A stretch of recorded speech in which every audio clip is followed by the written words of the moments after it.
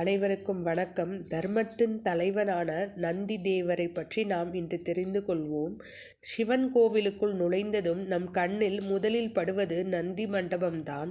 நந்தியை வணங்கி நம் தலைவர் சிவபெருமானை தரிசிக்க செல்கிறேன், நீங்கள் அனுமதி கொடுங்கள் என்று சொன்ன பிறகுதான் கோவிலுக்குள் நுழைய வேண்டும் என்பது விதி. ஏன் இப்படி சொல்ல வேண்டும் என்றால், நந்தி என்பது தர்மத்தின் சின்னமாகும். ஈசனை சுமக்கும் பாக்கியத்தை அது பெற்றிருக்கிறது. அதாவது தர்மமே இந்த உலகத்தை தாங்கி கொண்டிருக்கிறது என்பதை இது குறிக்கிறது. தர்மம் என்றால் ஏதோ தானம் செய்வது மட்டுமல்ல, உயிர்களுக்கு என விதிக்கப்பட்ட சட்ட திட்டங்களை கடைபிடிப்பதும் தர்மம் ஆகும்.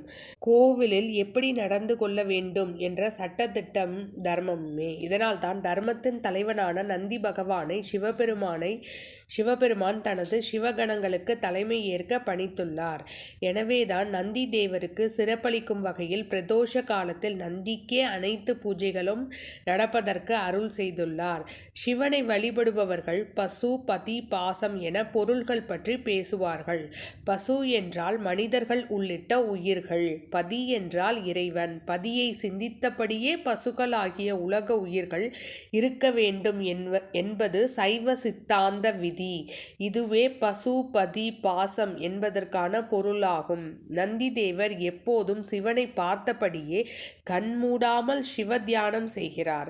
அவருக்கு உலகின் வேறு எந்த பொருள் மீதும் பாசம் இல்லை.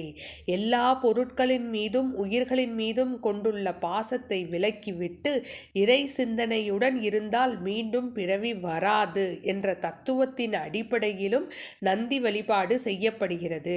இத்தகைய சிறப்புமிக்க தர்மத்தின் தலைவனை அனுதினமும் நாம் வணங்க வேண்டும். நந்தி பகவான் தர்மத்தின் தலைவனாகவும் நேர்மையின் மூர்த்தியாகவும் போற்றப்படுகிறார். நந்தி சிவபெருமானின் வாகனமாக மட்டுமல்ல, அவரின் பரம பக்தனாகவும் திகழ்கிறார். நந்தியின் காதில் நாம் வேண்டுதலை சொன்னால் அதை சிவனிடம் சேர்த்து வைக்கிறார். பிரதோஷ காலத்தில் நந்திக்கு பூஜை செய்தால் நம் பாபங்கள் நீங்கி நல்ல பலன்கள் கிட்டும் என்பது ஐதீகம். நந்தியை வணங்கினால் மன அமைதி, குடும்ப நலன், செல்வம், ஆயுள் வளம் கிட்டும். நலம் சேர்க்கும் நந்தீஸ்வரர் பாடல். சிவனாரை என்றைக்கு சுமக்கும் நந்தி, சேவித்த பக்தர்களை காக்கும் நந்தி, கவலைகளை எந்நாளும் போக்கும் நந்தி, கையிலையிலே நடம் புரியும் கனிந்த நந்தி, பள்ளியறை பக்கத்திலே இருக்கும் நந்தி, பார்வதியின் சொல் கேட்டு சிரிக்கும் நந்தி, நல்லதொரு ரகசியத்தை காக்கும் நந்தி, நாள்தோறும் தண்ணீரில் குளிக்கும் நந்தி, செங்கரும்பு உணவு மாலை அணியும் நந்தி, சிவனுக்கே உறுதுணையாய் விளங்கும் நந்தி, மங்களங்கள் அனைத்தையுமே கொடுக்கும் நந்தி, மனிதர்களின் துயர் போக்க வந்த நந்தி, அருகம்புல் மாலையும் அணியும் நந்தி, அரியதொரு வில்வமே ஏற்ற நந்தி, வரும் காலம் நலமாக வைக்கும் நந்தி, வணங்குகிறோம் எமை காக்க வருக நந்தி, பிரதோஷ காலத்தில் பேசும் நந்தி, பேரருளை மாந்தர்க்கு வழங்கும் நந்தி, வரலாறு படைத்து வரும் வல்ல நந்தி, வறுமையினை எந்நாளும் அகற்றும் நந்தி, கெட்டகனா அத்தனையும் மாற்றும் நந்தி, கீர்த்தியுடன் குலம் காக்கும் இனிய நந்தி, வெற்றி வரும் வாய்ப்பளிக்க உதவும் நந்தி, விதியினைத்தான் மாற்றிவிட விளையும் நந்தி, வேந்த நகர் நெய்யினிலே குளிக்கும் நந்தி, வியக்க வைக்கும் தஞ்சாவூர் பெரிய நந்தி,